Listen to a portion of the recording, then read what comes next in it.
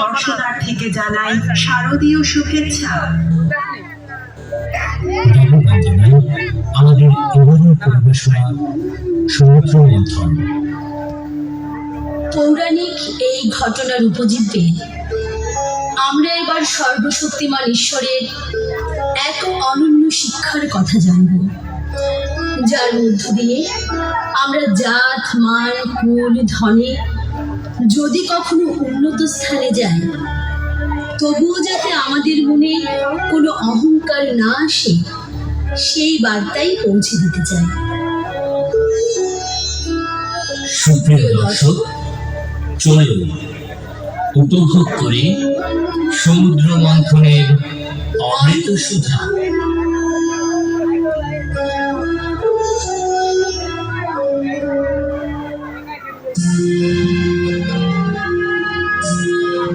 পুরাকালে একবার দেবরাজ ইন্দ্রের সাথে দেখা হয়েছিল মহামুনি দুর্বাসার। মুনিবর দেবাদিদেব মহাদেব থেকে আনা একটি ফুলের মালা দেবরাজকে উপহার স্বরূপ দিলে ভীষণ অহংকারে সেই মালা বাহন হাতিকে দিয়ে দেন ইন্দ্র। দেবরাজের এমন কাণ্ডে দারুণ ক্ষেপে যান দুর্বাসা। ক্ষেপে গিয়ে দেবতাদের প্রতি কঠিন অভিসম্পাত দেন তিনি। দেবরাজ ইন্দ্র, স্বর্গে বসবাস করতে গিয়ে নিজেদের দায়িত্ব ভুলে নিদারুণ অহংবোধে আক্রান্ত হয়েছেন আপনারা। সম্মান আর শ্রদ্ধা ভুলে গেছেন। আমি অভিশাপ দিচ্ছি, অহংবোধে আপনারা দিশেহারা। সেই অহংকার অচিরেই ধুলিতে মিশে যাবে। শ্রীহীন হবেন দেবতারা, শক্তিহীন হবেন, সর্বহারা হবেন শীঘ্রই। দুর্বাসার এমন অভিশাপে ত্রস্ত দেবতারা ক্রমশ সব হারিয়ে ফেললেন। স্বর্গ দখল করে নিল অসুরেরা। দেবতারা ছুটল ব্রহ্মা বিষ্ণু মহেশ্বরের কাছে। স্বর্গের দেবতাদের এমন দুর্দশা অত্যন্ত চিন্তা। অসুরেরা যদি এভাবে স্বর্গ দখল করে রাখে, সেটি দেবভুবনের অন্যদের জন্য সুখকর নয়। মর্তের বুকে নেমে আসবে নানা অশান্তি। কিন্তু অহংকারে মত্ত দেবতারা দুর্বাসা মুনির সাথে যে আচরণ করেছেন, সেটিও গ্রহণযোগ্য। ইতিমধ্যে তারা দুর্বাসা মুনির কাছে গিয়েছিল। রাগত দুর্বাসা মুনি তাদের নিজেদের সুখ সাম্রাজ্য ফিরিয়ে আনতে সমুদ্র মন্থনের পরামর্শ দিয়েছেন।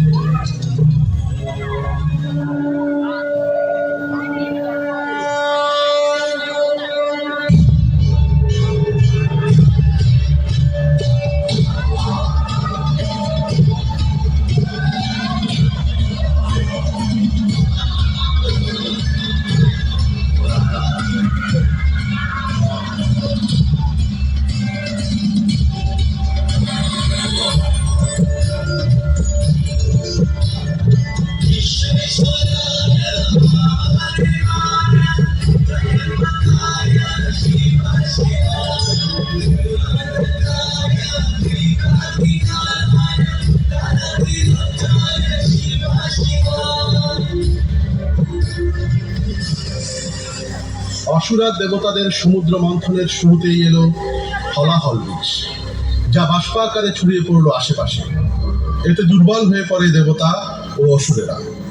স্বর্গমর্তে এই বিষ ছড়িয়ে পড়ার শঙ্কা তৈরি হয়। এই সমস্যা থেকে মুক্তি পেতে শিবের শরণ নেন দেবতা।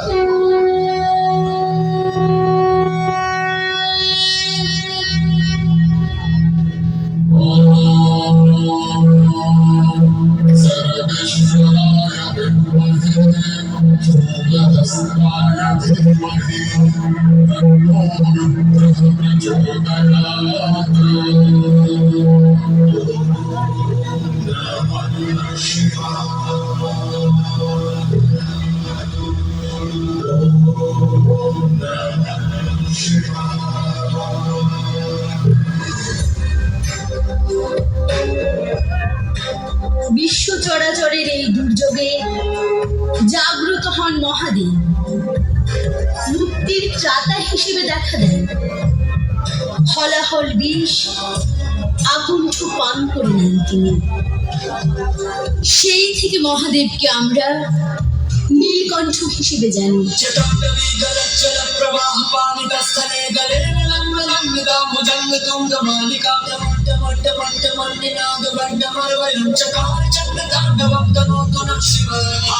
हर हर शिव शंकर नीलकंठ गंगाधर आए शरणाते हारे ज्ञान ऐसा विशाल बैठे हो लेकिन छाए माथे चंद्र विराजे ना ना ना ना ना ना ना ना ना ना ना ना ना।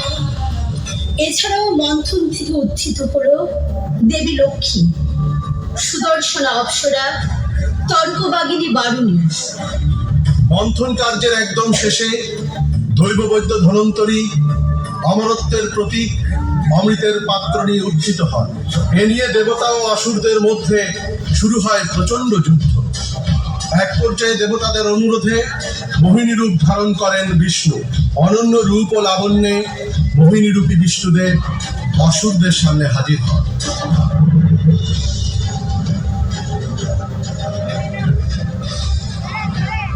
অসুররাজ, আপনাদের জন্য অনন্য এক সুধা নিয়ে হাজির হয়েছি আমি। এই সুধা গ্রহণ করে আমাকে কৃতার্থ করুন।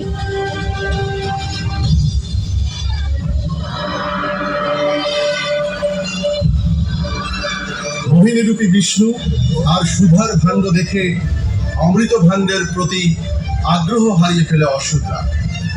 আর এরই মধ্যে কৌশলে সেই ভাণ্ড থেকে দেবতাদের অমৃত পানের সুযোগ করে দেন বিষ্ণু।